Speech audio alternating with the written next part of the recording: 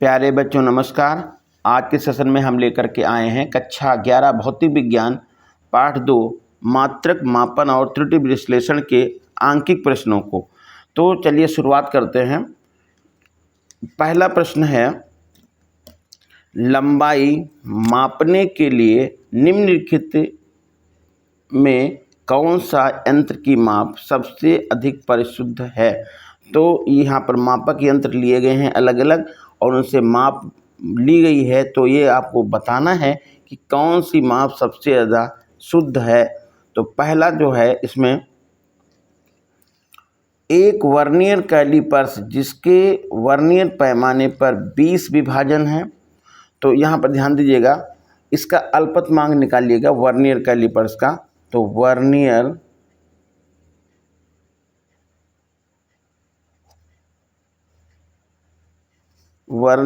Callipers की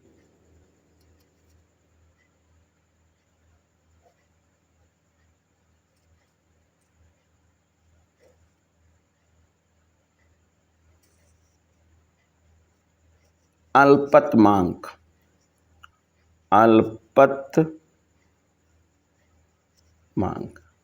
vernier callipers की जो अल्पतमांक होती है, मुख्य स्केल के एक खाने का मान बटे वर्नियर पैमाने पर खानों की संख्या।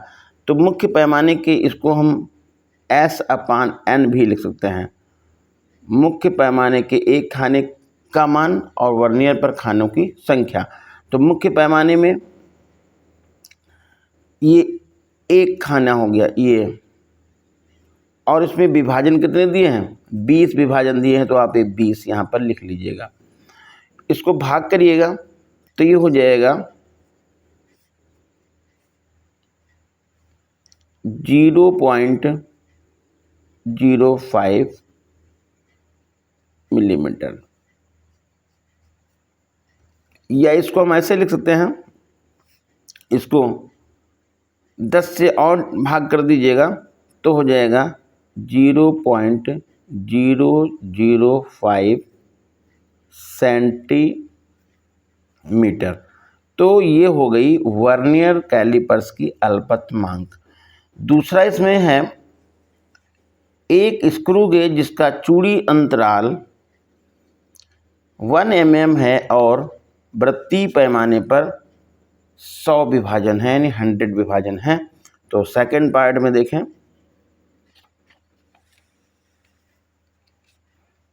ये ए पार्ट हो गया और ये हो गया बी। तो स्क्रू गेज की अल्पतमांक, स्क्रू गेज की अल्पतमांक,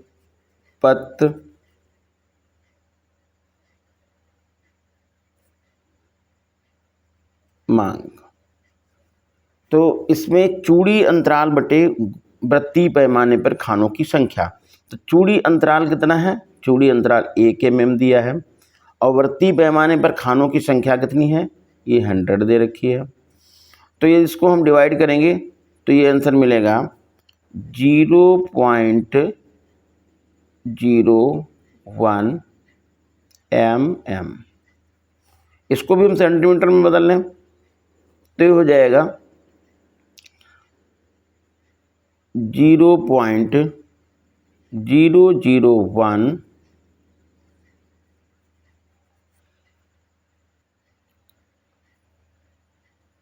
सेंटीमीटर। अब तीसरा जो मापक यंत्र है वो कहा है कोई प्रकाशिक यंत्र जो प्रकाश की तरंगदैर्ध्य की सीमा की अंदर लंबाई माप सकता है, यानी प्रकाश की तरंगदैर्ध्य की सीमा के अंदर की लंबाई को माप सकता है, जो तीसरा प्रकाशिक यंत्र है। तो यहाँ पर हमने ये सी लिख लिया है। अब प्रकाशिक यंत्र की अल्पतमांक कितनी हो जाएगी? प्रकाशिक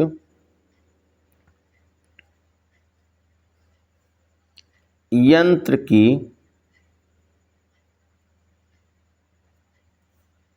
अल्पतमांक तो देखिए जैसे कि यहाँ पर प्रकाशिक यंत्र की अल्पतमांक दिखानी है, तो ये प्रकाश की तरंग दैर्ध्य, प्रकाश की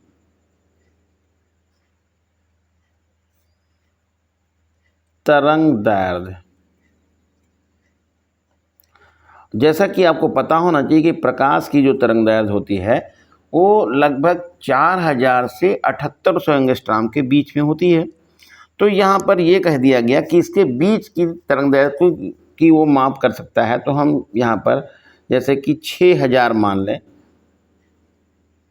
एंगस्ट्रॉम, तो यहाँ पर हमने 6000 एंगस्ट्रॉम लिख लिया। अब इस एंगस्ट्रॉम को हम बदलने किसमें, मीटर में। तो एक एंगस्ट्रॉम होता है 10⁻⁻10 मीटर। तो ये हो जाएगा 6000 यहाँ लिख लीजिएगा और 10⁻⁻10 यहाँ करिएगा, तो इसमें बदल जाएगा मीटर में। अब सब मान हमने सेंटीमीटर में लिख रखे हैं, तो इसको भी हमने सेंटीमीटर में कन्वर्ट कर लिया है। तो ये 6000 ये हो गया और 10⁻⁻10, और इसको हम सब सेंटीमीटर में बदलेंगे तो पावर इसके साथ में 2 और ऐड हो जाएगी।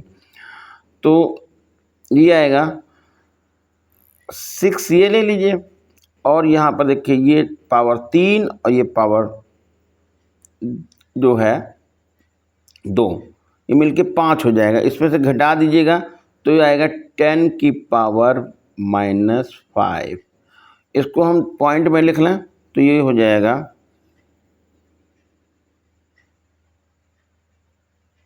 0 और यहाँ पर 1 2 3 4 और ये 6 से हो जाएगा। ये हो गया सेंटीमीटर। तो अब देखिए जो मापक यंत्र है, पहला वाला जो मापक यंत्र है वो पॉइंट यहाँ पर ये कह सकते हैं, इसमें जो सार्थक अंकों की माप है, यहाँ पर ये जो मापक यंत्र है तो इसमें प्रकाशिक यंत्र जो है वो सबसे कम माप कर रहा है, यानी कि इसकी अल्पतमांक सबसे कम है। और ये तो ये कंपेरिजन करेंगे तो अल्पतमांक प्रकाशिक यंत्र की सबसे कम है, न्यूनतम है, इसलिए लंबाई नापने के लिए सबसे परिशुद्ध मापक यंत्र है। तो आंसर इसमें हो जाएगा तीसरा, प्रकाशिक यंत्र की माप सबसे ज़्यादा परिशुद्ध है। अगला क्वेश्चन है, हाइड्रोजन के परमाणु का आमाप लगभग 0.5 एंगस्ट्रॉम है। हाइड्रोजन परमाणु के 1 मोल का आयतन मीटर क्यूब में कुल आणविक आयतन का कितना होगा? कुल आणविक आयतन का कितना होगा 1 मोल का आयतन? तो देखिए यहाँ पर हाइड्रोजन परमाणु का आमाप दिया हुआ है, तो ये आमाप को कहते हैं त्रिज्या दे रखी है।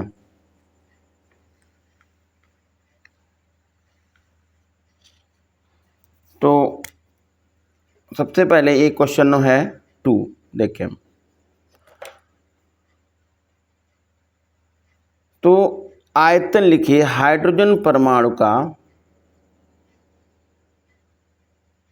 हाइड्रोजन परमाणु का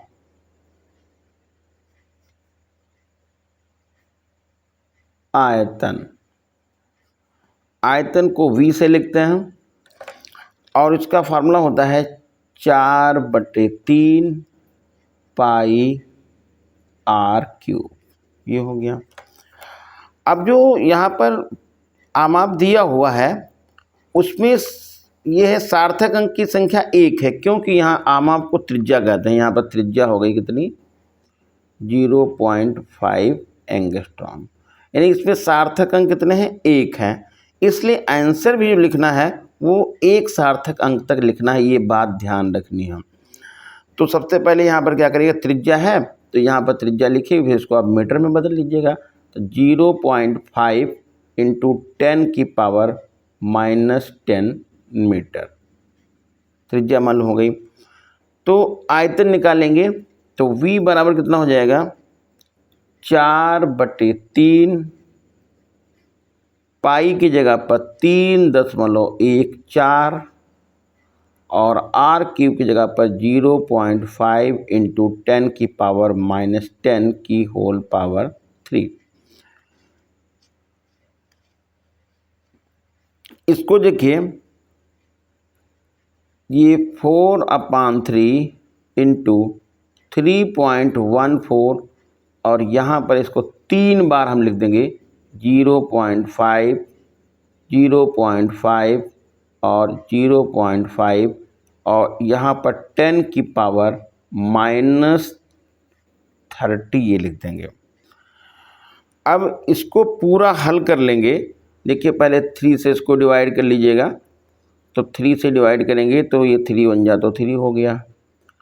फिर 0 यहाँ लगाएंगे, ये कितना हो गया 14 हो गया। तो यहाँ पर हम टेबल लगाएंगे 4 बार, 2 बचेगा, फिर 6 बार, ऐसे इसको भाग कर लेंगे। और पूरा जब कैलकुलेशन करेंगे तो ये आंसर आपको मिल जाएगा 5.233 इंटू 10⁻⁻31 मीटर क्यूब। ये निकल गया हाइड्रोजन परमाणु का आयतन। अब ये कह रहे हैं 1 मोल का आयतन निकालना है। तो देखिए, हाइड्रोजन परमाणु के 1 मोल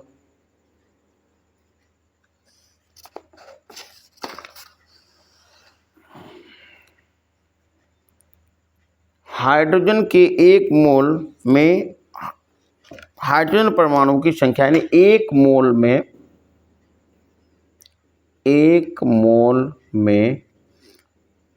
हाइड्रोजन परमाणुओं की संख्या,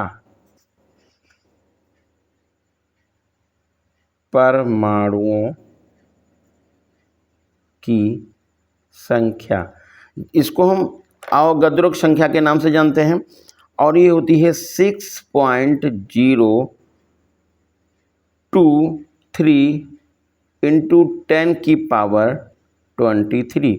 तो ये आपको परमाणु की संख्या मालूम हो गई।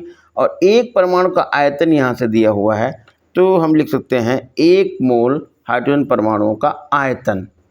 ये आयतन कितना हो जाएगा, आयतन को क्या करिएगा, इससे इसका गुणा कर दीजिएगा, तो ये आपको आयतन मालूम हो जाएगा 5.233 इंटू 10⁻⁻31 इंटू 6.023 इंटू 10⁻23। इसको पूरा हल करेंगे तो ये आंसर आपका मिल जाएगा 3.156 इंटू 10⁻⁻7 मीटर। अब यहाँ ध्यान ये रखना है कि सार्थक अंकों की संख्या कितनी थी त्रिज्या में, तो त्रिज्या में सार्थक अंकों की संख्या 1 थी, तो आंसर भी आपको 1 सार्थक अंक में ही लिखना है। तो क्या करेंगे, यहाँ पर जो है 1 सार्थक अंक के लिखने के लिए आपको यहाँ ये 3 ही लिखना पड़ेगा, क्योंकि 6 को हटाएंगे तो ये 5 हो जाए 6, और ये यहाँ पर ये हो जाएगा 2, और इसको हटा देंगे क्योंकि हमको एक ही अंक तक लिखना है, तो ये आएगा 3 इंटू 10⁻⁻7 मीटर क्यूब। ये आंसर निकल गया है। अगला क्वेश्चन है, जब बृहस्पति ग्रह पृथ्वी से 8,247 किलोमीटर दूर होता है तो उसके कोणीय माप 35.72 सेकंड का चाप है। बृहस्पति का व्यास निकालना है। तो देखिए,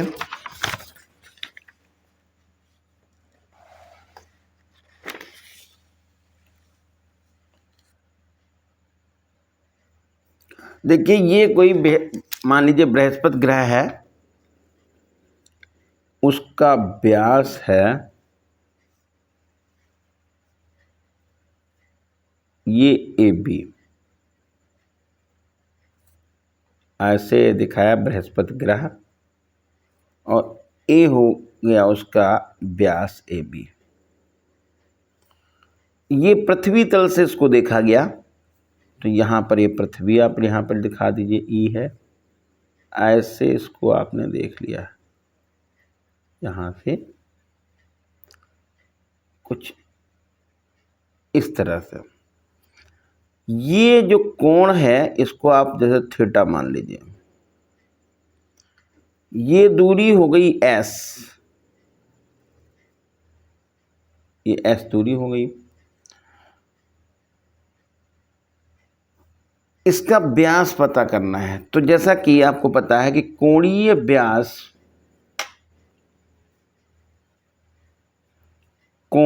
व्यास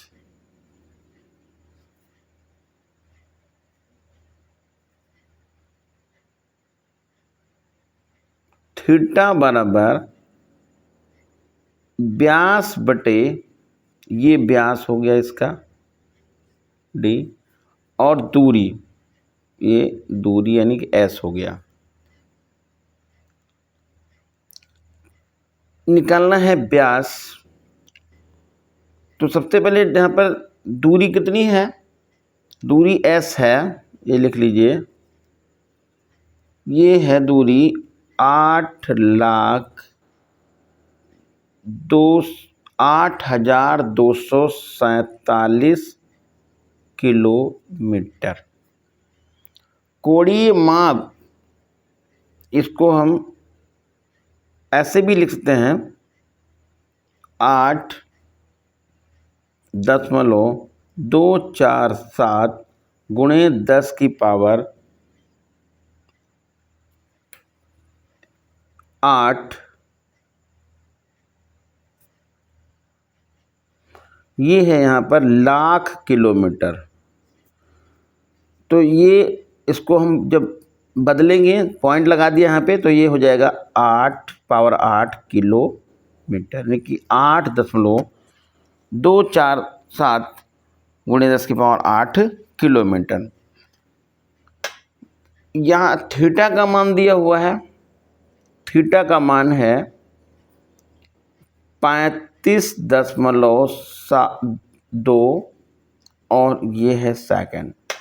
अब इसको तुमको अंश में बदलना है, तो अंश में बदलने के लिए क्या करेंगे, देखिए यहाँ पर 35.72 लिखिएगा, और ये पहले सेकंड को मिनट में बदलेंगे और मिनट को फिर अंश में बदलेंगे। तो ये 3600 से आपको यहाँ पर डिवाइड करना पड़ेगा, क्योंकि एक जो मिनट होता है वो 60 अंश के बराबर होता है, और एक जो अंश है वो 60 मिनट के बराबर होता है। तो यहाँ पर आपको ये 3600 से भाग करना है, और ये किस में कन्वर्ट हो जाएगा, अंश में कन्वर्ट हो जाएगा। इसको आगे यहाँ पर ऐसे लिख सकते हैं, ये 35.72/3600, तो ये लिख दिया।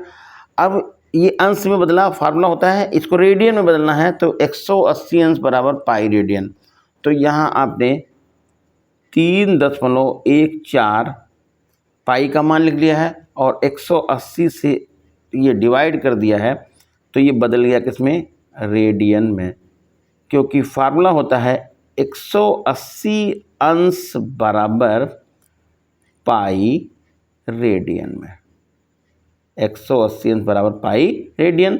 तो एक अंश किसके बराबर हो जाएगा, पाई बटे 180, और पाई का मान कितना होता है, 3.14 होता है, और ये अंश था तो अंश से आपने गुणा कर दिया, तो ये हो जाएगा पूरा रेडियन में बदल जाएगा।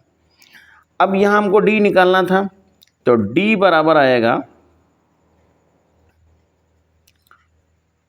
थीटा इंटू एस, और थीटा का मान आपने यहाँ से पता कर लिया है, तो ये होगा 35.2 72/3600 लिख दीजिए और 3.14/180 ये हो जाएगा। और दूरी जो S है वो है 8.247 गुणे 10⁸ अब इतने को जब हल करेंगे तो इसमें देखिए पहले ये 2 जीरो और 1 जीरो ये ऊपर ले जाएंगे तो पावर माइनस में हो जाएगी। इतने को जब हम हल करेंगे तो हमारा आंसर मिल जाएगा 1.427 गुणे 10⁵ किलोमीटर और ये बृहस्पति ग्रह का व्यास मालूम हो गया है। अगला क्वेश्चन है, जल के नीचे वस्तुओं का पता लगाने के लिए पराश्रव्य तरंगों का प्रयोग होता है। जब कोई पनडुब्बी सोनार से सुसज्जित है और इसके द्वारा तरंगें शत्रु की पनडुब्बी से परावर्तित इसकी प्रतिध्वनि की प्राप्ति के बीच का काल विलंबने की जो समय अंतराल है वो है 77 सेकंड। शत्रु की पनडुब्बी कितनी दूर है ये निकालना है कि या कह सकते कितनी गहराई में है, जबकि ध्वनि की चाल जल में है 1450 मीटर प्रति सेकंड। तो आइए देखिए इसको। जैसे यहाँ पर कोई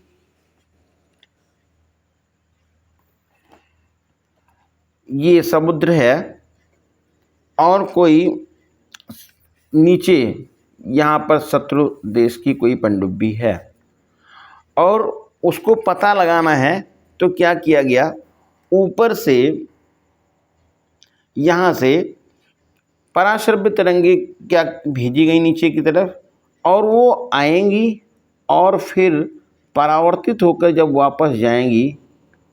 ये समय दिया हुआ है कि यहाँ से तरंगे भेजी गई और इस पनडुब्बी से टकराई और वो परावर्तित होकर यहाँ पर ये पहुँच गई। तो इनके बीच का जो समय अंतराल दिया हुआ है वो समय अंतराल दिया है, ये टाइम है 77 सेकंड ये दिया हुआ है। अब जरा देखिए यहाँ पर, यदि इसकी गहराई को हम h मान लें तो तरंग को जाने में और लौट के वापस आने में जो कुल दूरी चलनी पड़ेगी तो h आएगी और h ये क्या होगी, h जाएगी भी ऐसे। तो कुल दूरी हो जाएगी, कुल दूरी कितनी चल जाएगी, ये h आएगी तरंग ऐसे और फिर h ऊपर जाएगी तो टोटल मिलके कितना हो जाएगा 2h। चाल दे रखी है, चाल है तरंग की 1450 मीटर प्रति सेकंड। तो चाल यहाँ से मालूम, समय यहाँ से मालूम, गहराई निकालनी है। तो जैसा कि फार्मूला बता है, चाल बराबर दूरी बटे समय। तो निकालना क्या है, दूरी निकालनी है। दूरी को यहाँ पर हम 2h कह देंगे और समय को t बोल देंगे और चाल को यहाँ पर v बोल देंगे। तो 2h बराबर हो जाएगा चाल गुणे समय। तो h बराबर हो जाएगा चाल गुणे समय और बटे 2। चाल का मान कितना दिया हुआ है, चाल का मान है 1450 और समय है 77 सेकेंड। इसको आपने 2 से दिया है भाग कर, तो जब 2 से भाग करेंगे तो ये इधर से ये कट जाएगा, 2 सती 14 और यहाँ पर ये 2 बार लगा देंगे वो 5 हो जाएगा। तो इसका जब गुणा करेंगे तो ये आपको गुणा मिल जाएगा 55.8 गुणे 10 की पावर 3 मीटर। अब इस किलोमीटर में निकालना हो तो ये दूरी को हम क्या करेंगे, 10 की पावर ये 3 हम हटा देंगे और आंसर लिख देंगे 55.8 किलोमीटर, और ये है आंसर। अगला क्वेश्चन है, किसी तनी हुई डोरी के तनाव बल में 10% की वृद्धि कर देने पर उसमें बनने वाली अनुप्रस्थ तरंग की चाल में कितने प्रतिशत का परिवर्तन हो जाएगा। तो यहाँ पर तनाव में 10% की वृद्धि है, लिख देंगे तनाव को यहाँ पर टी से लिखते हैं, delta T upon T into 100, ये है कितने प्रतिशत, 10%, यानी कि 10% यहाँ लिख दिया है। और निकालना क्या है, चाल में वृद्धि निकालनी है, चाल में परिवर्तन निकालना है। तो delta V upon V into 100, ये है क्वेश्चन मार्क। तो फार्मूला होता है तनी हुई डोरी में अनुप्रस्थ तरंग की चाल v बराबर √T/m। देखिए यहाँ पर द्रव्यमान से कोई मतलब है नहीं,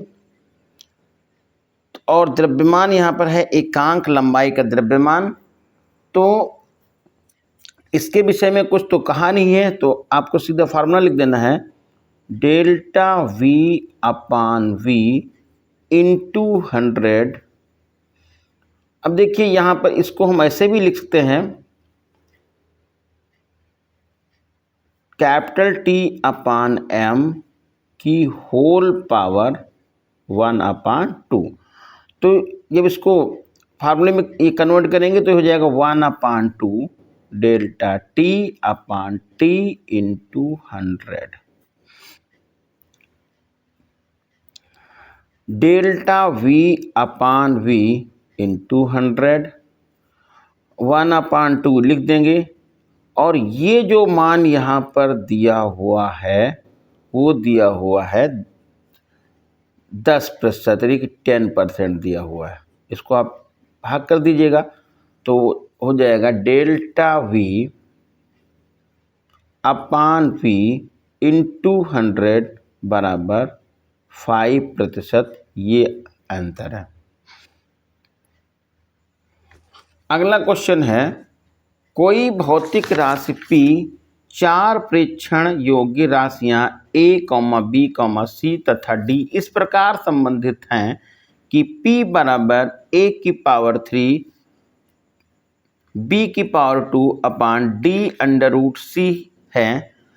तो A, B, C व D के मान में प्रतिशत त्रुटियां दे रखी हैं 1%, 3% और 4% तथा 2% हैं। तो P के मान में प्रतिशत त्रुटि कितनी होगी वो आपको निकालना है। तो देखिए यहाँ पर जो दिया हुआ है,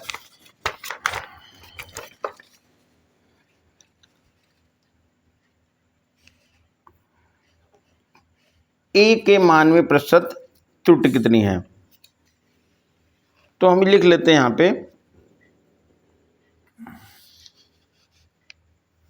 A के मान में प्रतिशत त्रुटि है, तो इसको लिखेंगे, ये है, इसको लिख देंगे delta A upon A into 100, ये है 1%, और डेल्टा B अपान B इंटू 100, ये है 3%। अगला है C, तो डेल्टा C अपान C इंटू 100, ये है 4%, और जो लास्ट में है डेल्टा D अपान D इंटू 100, ये है 2%। ये मान दिए हुए हम, जो P से संबंध, P का रिलेशन जो दिया हुआ है, संबंध यानी दिया है, वो है P बराबर A की पावर 3 B की पावर 2 और D इंटू √C दिया हुआ है।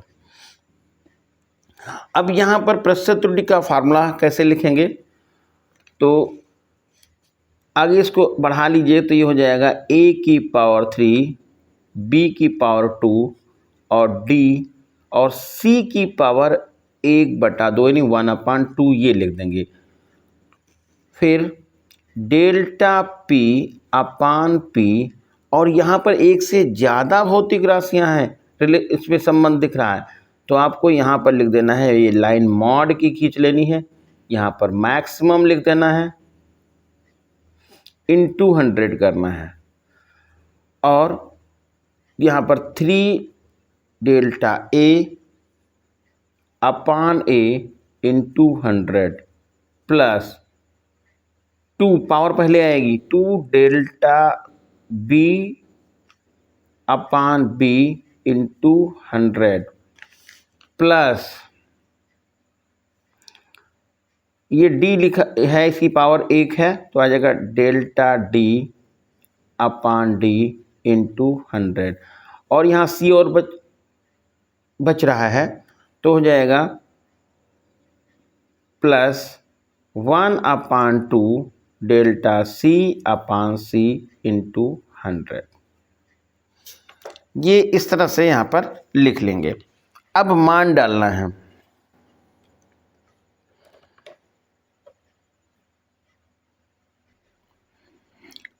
बराबर निशान लगाइए, ये हो गया 3 डेल्टा a, यानी कि यहाँ पर a में जो प्रतिशत त्रुटि है वह है 1%, तो आपको यहाँ लिखना है 3 × 1% लिख लिया, प्लस b में प्रतिशत त्रुटि है, b में प्रतिशत त्रुटि है 3%, तो b यहाँ पर 2 लिख देंगे और ये हो जाएगा 3%। और C में कितने प्रतिशत है, C में प्रतिशत है 4, तो C यहाँ पर देखिए हमने बात को लिखा, D पहले लिख दिया तो D में लिख लीजिएगा, तो D में प्रतिशत त्रुटि है 2%, तो आपको लिख देना है यहाँ पर 2% और C में कितना है 1/2 और ये हो जाएगा 4%, यहाँ से कट जाएगा तो 2 इधर हो जाएगा। अब ये आएगा 3%, ये होगा 6%, इसका गुणा हो जाएगा, ये हो जाएगा 2% और ये हो जाएगा 2%। अब इन सबको जोड़ दीजिएगा तो ये 9 ही हो जाएगा और ये 11 और 2 13 और ये आंसर मिल जाएगा 13%। 13%, तो P के मान में प्रतिशत त्रुटि कितनी हो गई 13%। अब अगला क्वेश्चन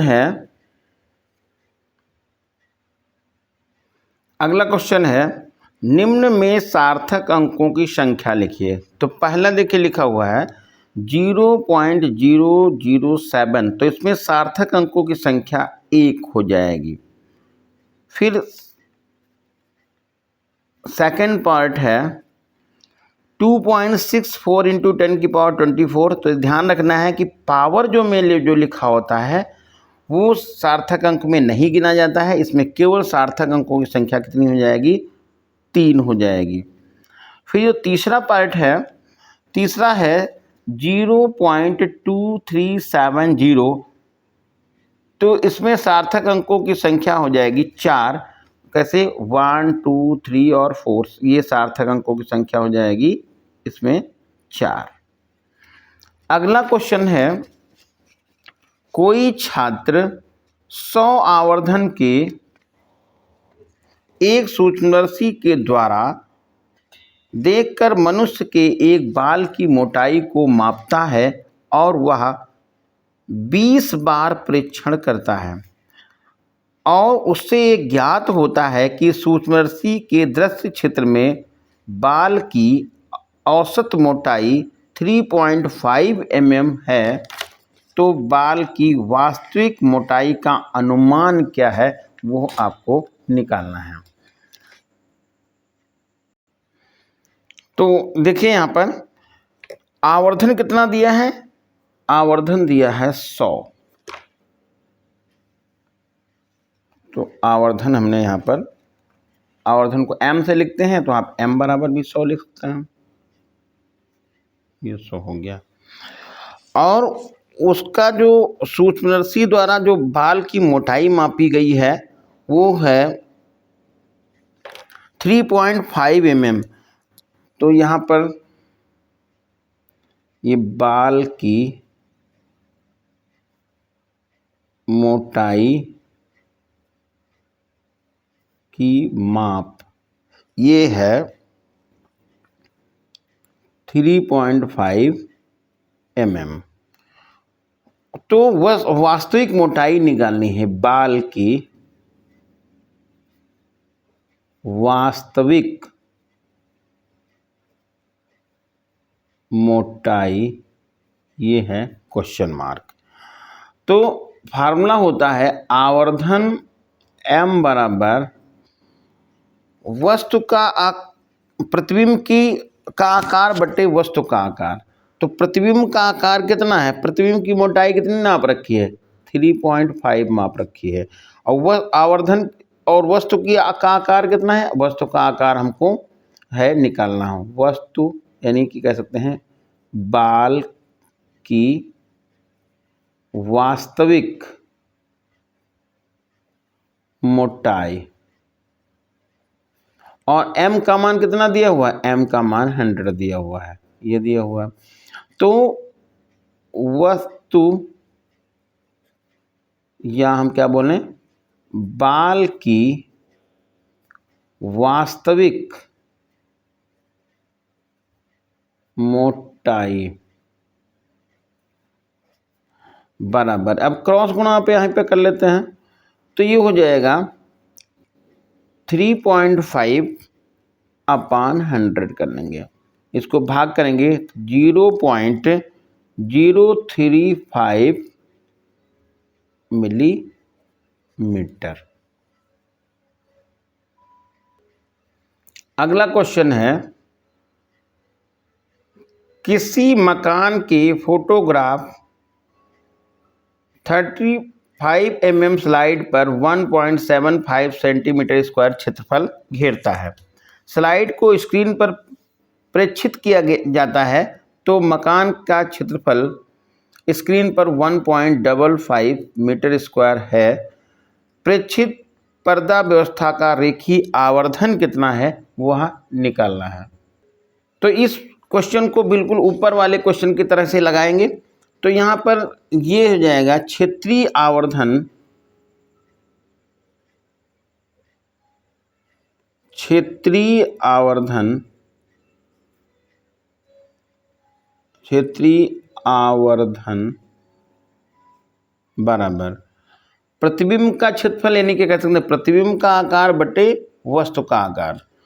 तो प्रतिबिंब का आकार कितना है, ये प्रतिबिंब जो दिखा रहा है वो स्लाइड पर, ये प्रतिबिंब का आकार जो है पर्दे पर दिख रहा है 1.55 मीटर स्क्वायर, ध्यान रखना ये मीटर स्क्वायर है। और ये जो क्षेत्रफल था, वस्तु का क्षेत्रफल कितना था, वस्तु का क्षेत्रफल है, वस्तु का क्षेत्रफल दिया है 1.75 सेंटीमीटर स्क्वायर। अब ये देखिए मीटर स्क्वायर में था, ये सेंटीमीटर स्क्वायर में है, तो हम दोनों को एक जैसा कर लेते हैं और ये हो जाएगा 1.55 इंटू 10 की पावर 4। ये किस में बदल गया, ये बदल गया सेंटीमीटर स्क्वायर में, और पहले से यहाँ पर सेंटीमीटर स्क्वायर में था 1.75। इसको आप हल करेंगे तो यहाँ से दशमलव हट गया है। अब इसको जब हल करेंगे तो ये मान निकल जाएगा लगभग 8857, इतना ये आ गया। निकालना है, ये आया क्षेत्रीय आवर्धन, हमको निकालना है रेखीय आवर्धन। तो रेखीय आवर्धन बराबर होता है अंडर रूट क्षेत्रीय आवर्धन, क्षेत्रीय